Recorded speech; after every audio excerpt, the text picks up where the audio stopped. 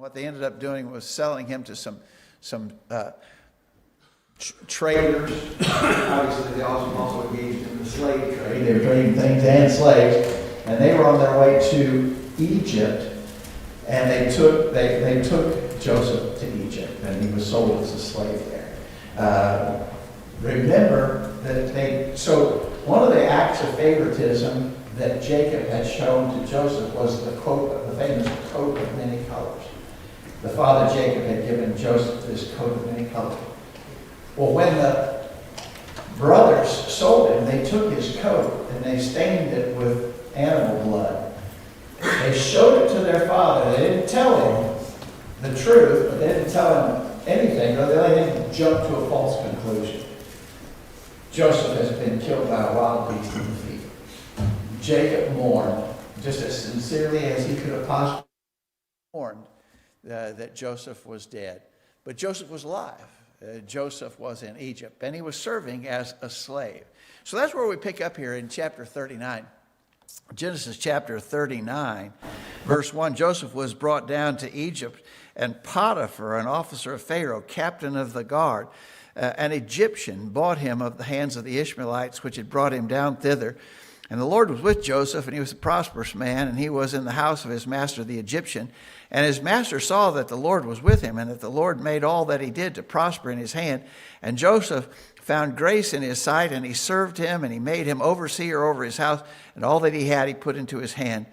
And it came to pass that he had made him overseer in his house and over all that he had, and the Lord blessed the Egyptian's house for Joseph's sake.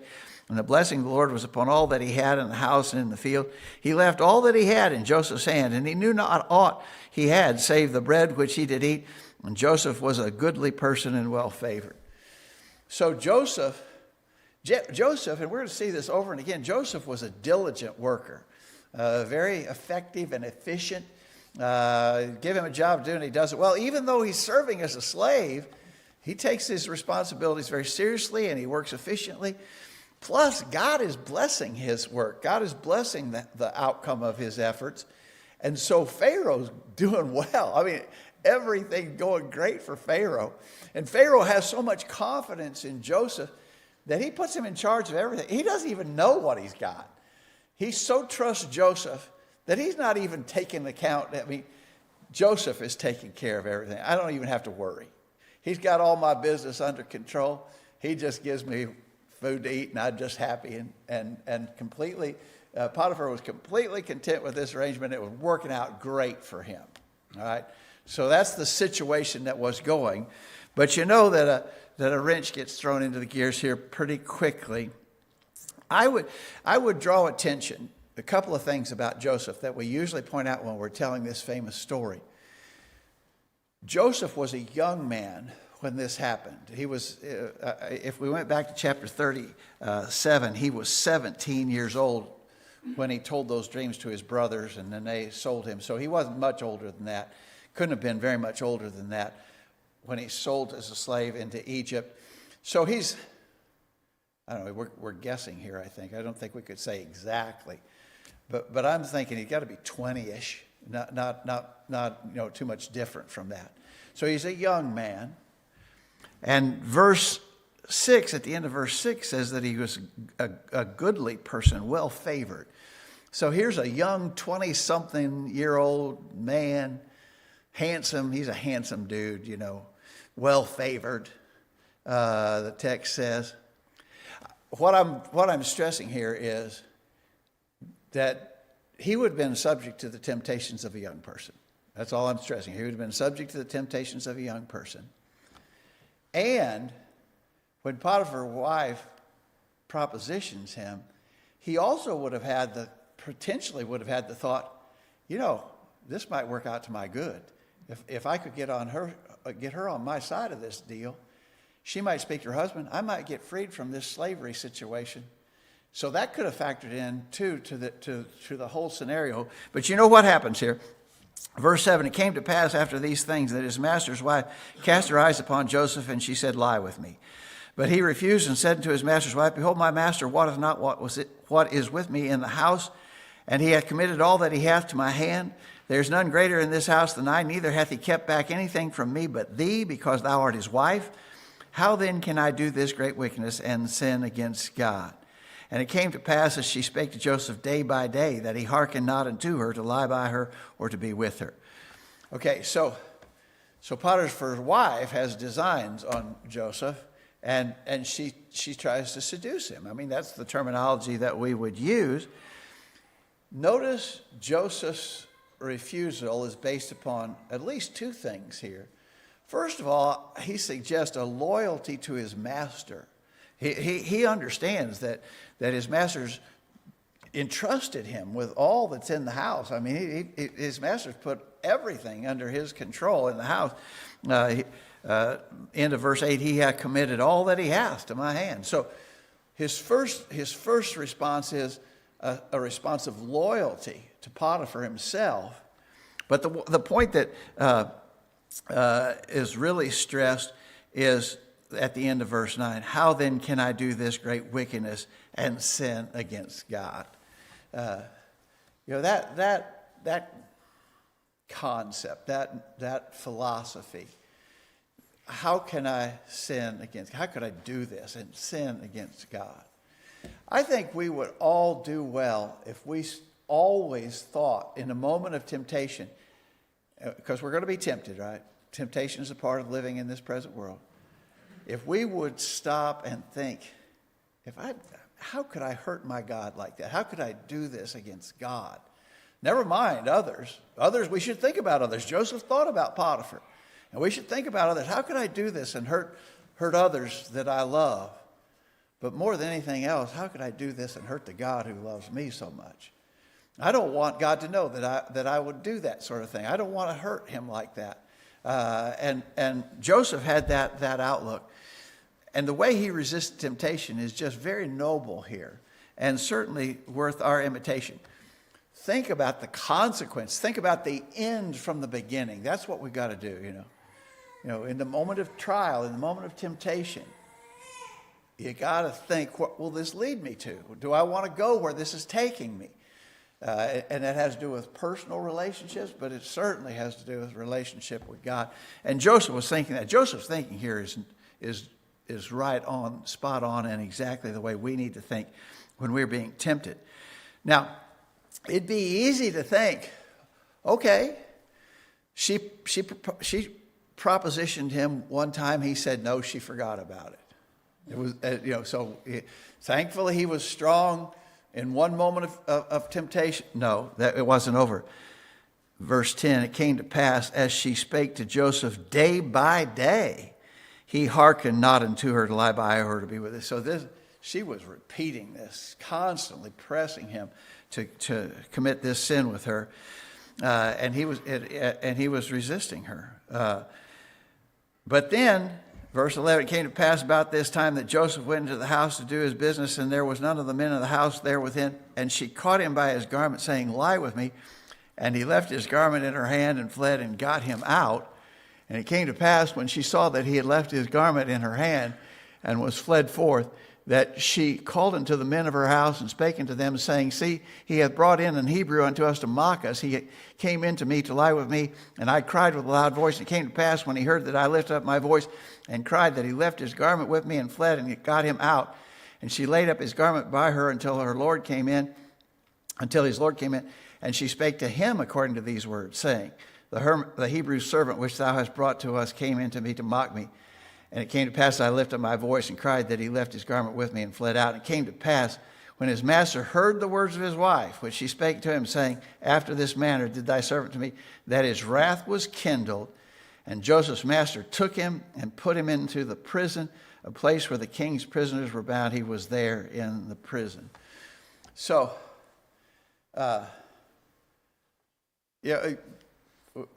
just sort of a side note here. I've heard people try to speculate that. So he left his coat with her and got out. Of course, that coat was very identifiable. That coat of many colors, very identifiable. Wait a minute. That's not the coat of many colors, right? The coat of many colors had been left and stained with blood, presented to the father back in Canaan. This was not obviously that coat of many colors. But, she was so insistent in this particular episode of temptation, because she was tempting him constantly. But she grabbed hold of him, and the only way he could get away is to shed his coat and get out of there. Well, obviously, she's been spurned enough now. She's mad, and so she's got his coat, and so she's going to use that as evidence to present a lie to the men of the house and to her husband when he comes home. Her husband doesn't even have to hear any more than that. There's no sense of a fair trial or any concept that Joseph is given a chance to defend himself in this matter. She lies, Joseph ends up in prison. So, talk about an accumulation of injustices. The injustices against Joseph are beginning to pile up. What his brothers did to him was totally unjust. Now, his master's wife has told a horrible lie against him, and that injustice lands him in prison. So the injustices are piling up. And at some point, I think most people say, why should I even try anymore? Why should I even put forth? I'm trying to do the right thing, and every time I turn around, I get stepped on again. I quit. I give up. That would clearly be a possibility in the thinking of a lot of people. Wade? So it says here later on that when Pharaoh has his dream, that Joseph had been in prison for 2 full years. Well, we know that when he was in Potiphar's house, that the Lord was blessing Potiphar.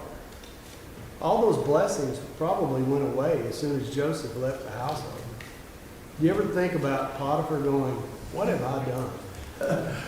Potiphar would have a hard time finding another foreman like him, wouldn't he? Yeah, for sure. Yeah. And there's no way to know how things turned out at Potiphar's house thereafter, because we don't even read about Potiphar ever again. But I wonder how that turned out. But here's an interesting thing there at the end of chapter 39. Verse 21, the Lord was with Joseph and showed him mercy and gave him favor in the sight of the keeper of the prison. And the keeper of the prison committed to Joseph's hand all the prisoners that were in the prison, and whatsoever they did there, he was the doer of it. The keeper of the prison looked not to anything that was under his hand, because the Lord was with him, and that which he did, the Lord made to prosper. And so now, isn't there a very interesting similarity? He, as a slave in Potiphar's house, he was doing so well that Potiphar put everything under his charge. Now, even in the prison, he's doing so good, and he's so trustworthy and efficient. And the keeper of the prison puts everything under him. He's sitting back taking it easy. I don't even have to worry about my job. Joseph's doing it for me. So Joseph is just that kind of a man. Sarah? So when he first went into prison, though, according to the psalmist in Psalm 105, verse 17, it says, he sent a man before them, Joseph, who was sold as a slave. They afflicted his feet with fetters, and he himself was laid in irons until the time that his word came to pass. The word of the Lord tested him. And so he wasn't, when he first started out in prison, he wasn't. Oh, yeah, that's right. I think that would probably, and that seems logical, doesn't it? That, so this new prisoner come, we're gonna lock him up hard and fast. But and I would think this description here at the end of chapter 39 would have had to have developed over a period of time, that he became that trusted person, that even the keeper of the prison put everything under his control. Okay, now I'm not going to take time to read in much of chapter 40, but in chapter 40, while Joseph's in prison, he meets 2 important people, Pharaoh's butler and Pharaoh's baker. Now, for some reason, the butler and the baker had displeased Pharaoh, and Pharaoh's a tyrant, right? And so you don't cross him. And you better do your job well, or there'll be a huge price to pay. For some reason, the butler and the baker had fallen out of favor with Pharaoh. And so he put them in jail. And so, obviously, Joseph has contact with them in jail. They each have a dream. The butler dreamed, and Joseph was able to interpret. You have to believe this is, again, prophetic interpretation of dreams. The interpretation of dreams was a miraculous gift. And so the butler has a dream that has a meaning, and Joseph is inspired to interpret the dream. The butler's dream is you're going to be restored to your standing. You're going to be restored to your office in Pharaoh's court. The butler, upon sensing that these dreams have meaning, and the butler got a good report, he tells his dream. Well, the baker's dream didn't turn out so well. The baker's dream, Joseph said, "No, you're going to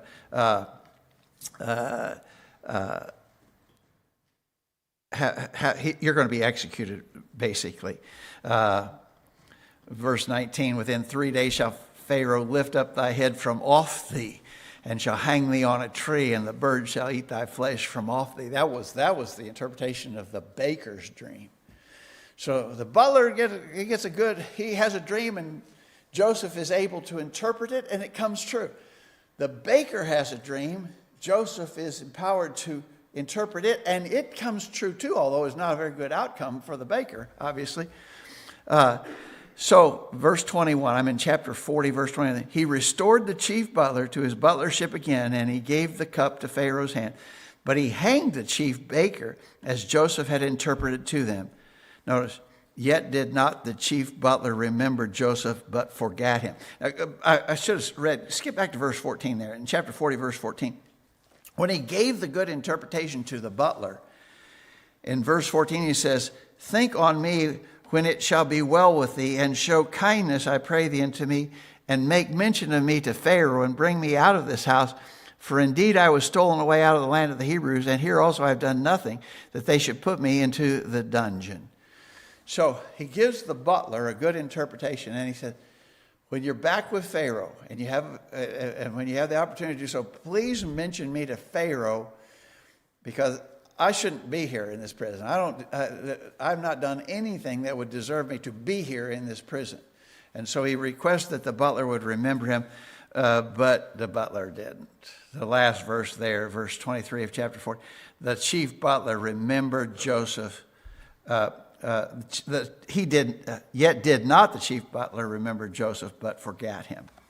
So now he's stuck. And the first verse of chapter 41 says, "It came to pass at the end of 2 full years that Pharaoh dreamed." And then it goes on to describe the Pharaoh's dream. So 2 more years pass. So, again, as we were saying earlier, sort of a compilation of injustices. His brothers selling him as a slave. Pharaoh's wife lying about him, gets thrown in prison. The butler, in gratitude at its height, he forgets Joseph. He doesn't have, man, he's back. He's got it made. He's back in his rightful place. And he doesn't even remember Joseph. That's an injustice toward Joseph too. So now 2 years pass, and Pharaoh has a dream. You remember the dream? The dream was repeated. Different elements, but the same concept. It started out with, the King James Version says kine, K-I-N-E. We would say cattle. And there came up out of the river 7 well-favored kine and fat flesh, and they fed in the meadow. Behold, 7 other kine came up after them out of the river, ill-favored and lean-fleshed, and stood by the other kine upon the brink of the river. And the ill-favored and lean-fleshed kine did eat up the 7 well-favored and fat kine. You can sort of picture that in your mind. Then he dreams again. He slept and dreamed a second time. Verse 5 says, "This time it was 7 ears of corn came upon one stalk, rank and good. Behold, 7 thin ears, blasted with the east wind, sprang up after them. And the 7 thin ears devoured the 7 rank and full ears. And Pharaoh awoke, and behold, it was a dream." I've seen, maybe even in some of our class literature that the kids use, it talks about ears of corn. And so they show our kind of corn.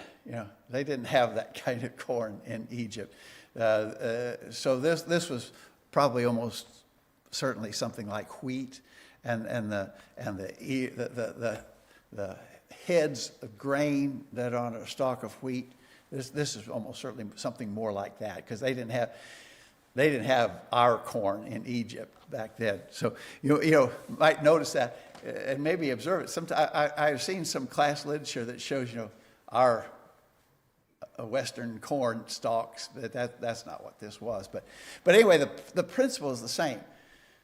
7 good ones that are ultimately devoured by 7 bad ones, both the cattle and the ears of corn or grain. And so Joseph, the wise men,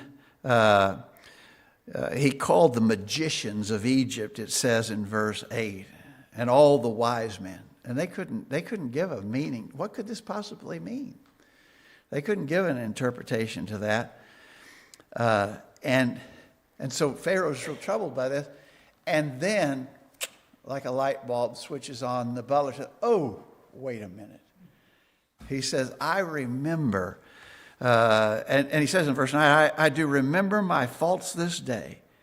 Pharaoh was wroth with his servants and put me in ward in the captain of the guard's house, both me and the chief baker. And we dreamed a dream in one night, I and he. We dreamed each man according to the interpretation of his dream. There was with us a young man, a Hebrew, servant to the captain of the guard. And we told him, and he interpreted to us our dreams. To each man according to his dream did he interpret. And it came to pass, as he interpreted it to us, so it was. Me he restored to my office, and him he hanged. So, this Pharaoh having this dream, and the wise man can't interpret it, reminds the butler, oh, I was supposed to say something about Joseph, and I didn't. And he said, I remember my faults this day. And so the Pharaoh called for Joseph, and they had to clean him up. Notice, and this goes to what Sarah was saying earlier. Pharaoh sent, verse 14, called Joseph, and they brought him hastily out of the dungeon. And he shaved himself and changed his raiment and came to Pharaoh. So don't think that the prison that he was in was sort of like, one of these, the kind of prisons that they put white-collar criminals in. They're confined, but they have it pretty easy. This wasn't that. The King James actually refers to it as a dungeon. And he was dirty, unshaven and unclean. And they had to clean him up before he could come before Pharaoh. So anyway, he does interpret Pharaoh's dreams. Verse 16, I think is very commendable. To Joseph answered Pharaoh, saying, it is not me. God shall give Pharaoh an answer of peace. This Joseph guy is really amazing. I remember a lesson I taught years ago, and I called it, I think the title of the sermon was, Joseph, Good from First to Last. He's a Old Testament hero, and I don't think that you can find one bad thing about him in all that we know about Joseph. A lot of the great Bible heroes, we know their flaws and their failings. Abraham, as good as he was, we see him a couple times when he wasn't great. Certainly Jacob. King David stands out as a classic example. But Joseph just consistently does the right thing. And here, so he's going to interpret Pharaoh's dream. And by the way, man, if I interpret this dream, maybe I can get out of here. Maybe this is my ticket right here. And I'm going to lay it on thick. I'm going to really, credit myself with this so that I can get out of this terrible situation. He doesn't do it. He says God will give the interpretation. He credits God. Well, you remember the interpretation. We won't take time to read it all. So both dreams, and Joseph actually says it was repeated. Verse 25, Joseph said to Pharaoh, the dream of Pharaoh is one. God has showed Pharaoh what he's about to do. So in other words, by that he means the two dreams have the same meaning. And God's showing what's about to happen by these dreams. It's going to be 7 good years of plenty and prosperous. But those are going to be immediately followed by 7 years of horrible drought and famine, and the land is going to be consumed in the famine that will follow. So this is what's going to happen. And he recommends, verse 33, now therefore let Pharaoh look out a man discreet and wise and set him over the land of Egypt. Let Pharaoh do this and let him appoint officers over the land and take up the 5th part of the land of Egypt in the 7 plenteous years. And let them gather all the food of those years that come and lay up corn under the hand of Pharaoh. And let them keep food in the cities. And that food shall be for store to the land against the 7 years of famine, which shall be in the land of Egypt, that the land perish not through the famine. And the thing was good in the eyes of Pharaoh and the eyes of all his servants. And Pharaoh said to his servants, can we find such a one as this is, a man in whom the Spirit of God is? And Pharaoh said to Joseph, for as much as God has showed thee all this, there is none so discreet and wise as thou art. Thou shalt be over my house. And according to thy word shall all people be ruled only in the throne. Will I be greater than thou? And so now Joseph is elevated from a dungeon dweller. He suddenly now is second most powerful man in Egypt. Isn't that incredible? And of course, God is working his providence to bring all of this to pass. Now, sometimes we say this is all providence, this is all God's providence at work, and it principally is. But for instance, the interpretation of dreams, that's not natural. And so there's some element of miraculous in this, in the sense of the interpretation of dreams. But basically, it was because Joseph was such a good person that all of this was working out. And we're going to read a couple of statements that are made later that Joseph himself makes, in which he says God was using all this to bring about his will. That it's very, very likely that Egypt was the most powerful nation in the world at this time. I think history would bear that out, that the Egyptians were the big power in this time frame. And here Joseph is second most powerful person in the most powerful country in the world. Amazing, just amazing. I've been doing all the talking. Anybody got anything to add here? Any insights that you see? Tom? Yeah. A lot of people study dreams today, and they try to make interpretations and things, make some of them. Evidently, these magicians and Pharaoh's time got the same thing, but we look back at it and that's 7, it could be days or years, whatever the case might be. But we have that, and David comes through. But there's some, Pharaoh looks at the things that he wasn't satisfied with the interpretation or the lack of interpretation of the magician did. And he's bugging somebody, and the butler speaks up and tells him about it. That gives Joseph some, credibility of something. But evidently, when he goes through and makes these other things, that evidently there's testimony coming from the jailer, coming from the butler, and there's probably even some references that maybe even Potiphar came through and said, yeah, this Joseph was in my house. When he was there, I was blessed. How do you know that? I'm just making some position because here the Pharaoh, Potiphar was a high-ranking official in there, and maybe even the guard, maybe the king's person or the Pharaoh's personal bodyguard. There's some references to that. Yeah, I've read that the captain of the guard was the captain of the imperial guard, that he was in charge of guarding Pharaoh's well-being. Now, you just having to do some, supposition, look back. Well, there's other testimony that could come forward there as well that showed, that this, I know that guy. He was there. I did all real well with him, but no, we don't know. The jailer would have had that same thing, Yeah, but of course that's not mentioned. But what is mentioned is the butler. The butler recounted. He's the one that put Pharaoh on to Joseph, and Joseph provides a very reasonable interpretation to the dream, and Pharaoh accepts it as being so. again, what would, so, and I think Tom raises a question that is interesting. Why would Pharaoh say, are you serious? You really think that's what's going to happen?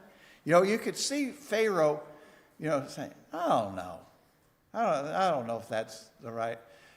He immediately latches on to this being the true meaning. And I think that's got to go to Joseph's interpretation of the and the testimony of the butler as to what happened to the butler and the baker.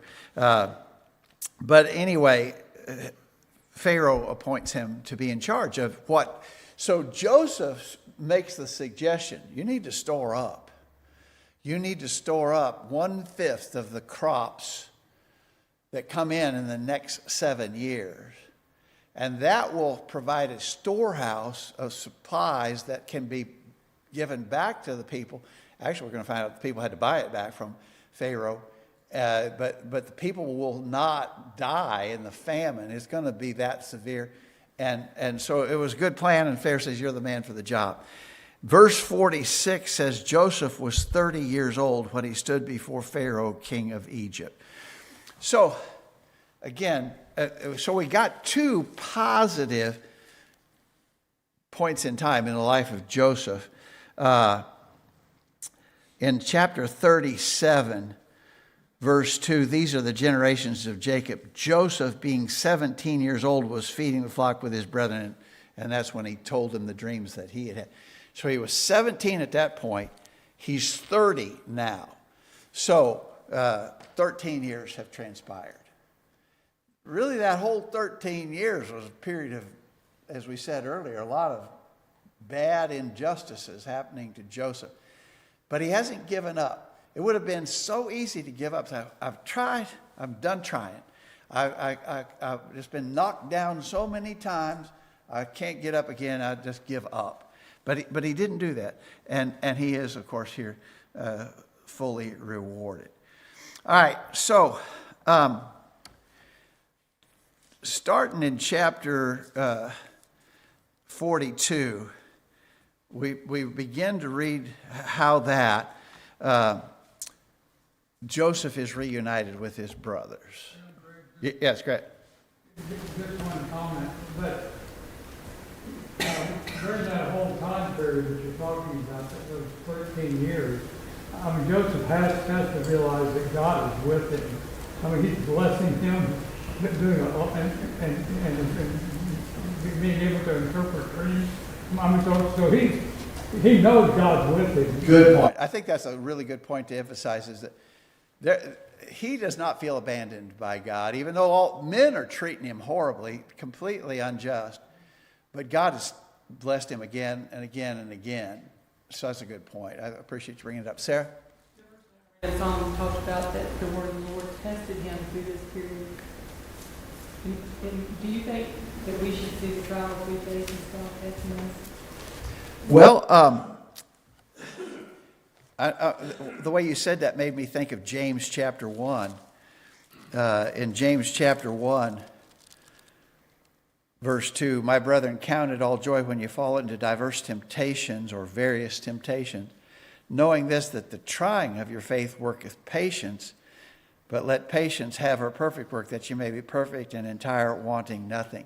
And so I think James is saying this, so we're going to face tests and trials, and when we endure them, we get stronger. We're going to go one. I say we're going to go one way or the other. But if we handle it right, we get stronger in the process. Joseph did. Good observation. All right. I'm not going to read all through chapters 42, 43, 44, 45. You remember Joseph. He kind of works on his brothers a little bit there in that process, making them worry, about what's happening. He loads them with grain, but then remember he puts their money back in their bag, and then so his brothers come down. So his brothers are up in Canaan land, and they come down to Egypt because the famine's up there too. But they've heard that there's food in Egypt. And there is, because of what Joseph has done. And so Jacob, who's still alive, sends the brothers to Egypt to buy food. Joseph recognizes them. They don't recognize him. Joseph looks like an Egyptian. You know, we've all seen pictures of how those Egyptians dress with those crazy hats, and he might even walk like an Egyptian. Judge, I don't know. But he looks for all the world to be an Egyptian. They don't recognize him. He recognizes them. And so there's about 2 or 3 episodes there where he sort of plays a little trickery on them and gets them worried and concerned. But finally, when you get to chapter 45, he identifies himself. In chapter 45 at verse 4, Joseph said to his brethren, "Come near to me, I pray you." And they came near, and he said, "I am Joseph, your brother, whom ye sold into Egypt. Now therefore be not grieved nor angry with yourselves that ye sold me hither. For God did send me before you to preserve life. For these 2 years hath the famine been in the land, and yet there are 5 years in the which there shall neither be earing nor harvest. And God sent me before you to preserve you a posterity in the earth and to save your lives by a great deliverance." And so, again, Joseph, so noble, so admirable. Instead of being angry with his brothers, he realizes that God has used this to bring about a preservation of life. That the family is going to be spared because of the way this all turned out. It would have been very easy for him to say, "You dirty dogs, I'm so mad at you. You think you did me wrong. Wait till you see what I'm about to do to you." That would have been the natural way that a lot of people would have thought. And he didn't do any of that. And he realized that this is going to work out to the salvation of the family. Now, here's the question that always comes up. So what the brothers did was evil. What Potiphar's wife did was evil. Really, the butler didn't keep his word. It seems like a lesser evil, but the butler didn't keep his word either, and that wasn't right. But all of this has come together to accomplish the preservation of, don't forget, this is the preservation of Abraham's seed, right? Abraham's seed has got to be preserved because God made promises to Abraham. If Abraham's family is wiped out in this famine, God's promise can't be kept. Abraham's family has got to be spared. Abraham, Isaac, Jacob, Joseph. So the question that comes up is, did God make the brothers do that? Did God make the brothers be so mean to Joseph and sell him to slavery? Did God make Potiphar's wife try to seduce Joseph? Did God make the butler forget his promise? That's the question that always comes up. It's the same question. You get to the New Testament. We could go all the. Did God make Judas Iscariot, betray Jesus? The answer to that, and it's really, I think, really hard for our feeble brains to get a hold of it. The answer to that is no. God does not make people do evil. In James chapter 1, don't forget verse 13. Let no man say when he is tempted, I am tempted of God, for God cannot be tempted with evil, neither tempteth he any man. So God doesn't make people do evil.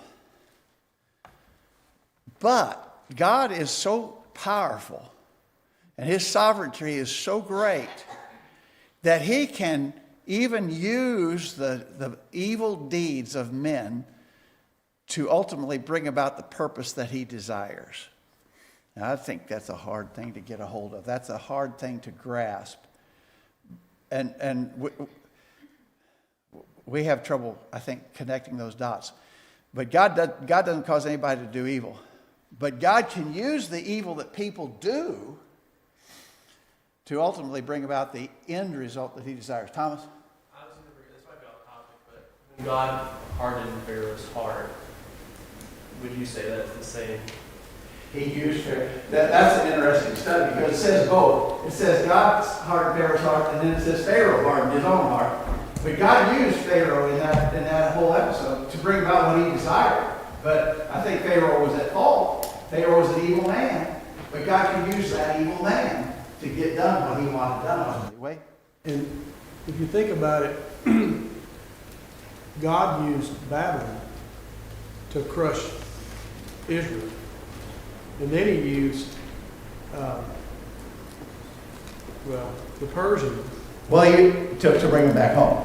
to crush Babylon, and then to bring him back home. Yeah, yeah. Yeah. Yeah. And you know, the prophet Hosea kind of complained about that. You're going to use somebody more wicked than these to punish these? And, you know, but God doesn't cause anybody to do evil. That's a bedrock truth that we have to understand. God is not the author of evil. God does not cause evil. James 1 verse 13 says he doesn't tempt men to do evil. But when men do evil, he can ultimately, even in his great power and majesty, he can use that to affect his ultimate goal.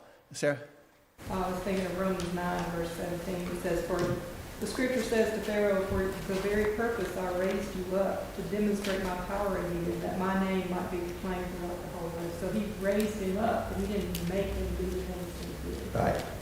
That's right. Eric? When you say that he uses the evil, I have a hard time wrapping my mind around that because he already knows what that evil, he already knew what his purpose and his will is always going to be done. When you say that he's going to use that evil, we already knew what the evil was going to be. Jesus knew Judas was going to betray it. Right, and that was a perfect example, a prime example of the evil that men did, put Jesus on the cross and is our salvation. But you said a mouthful when you said you can't get your mind wrapped around it. I don't think we can. I just do not think this is a notion that we're able to comprehend, because Grant and I were talking about this a while back. We are completely bound up. Our whole way of thinking in existence is bound up in time and space. Where were you? When were you there? You know, that's the way we think. God is not so limited at all.